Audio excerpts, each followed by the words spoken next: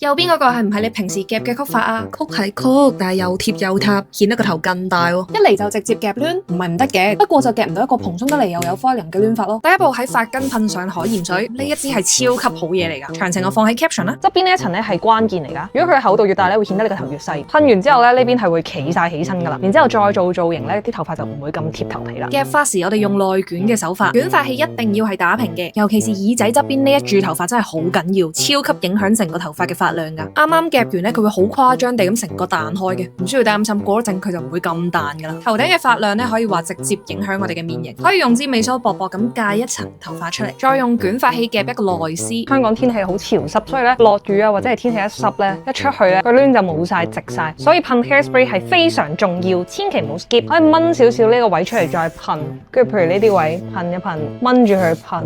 以上就係我偷偷私藏咗好耐嘅捲髮技巧啊！如果大家中意嘅話，記得咩啊？記得 follow 我 IG 啊！我係你嘅化妝老師 Miss Tiffy，下條片再見，Goodbye class。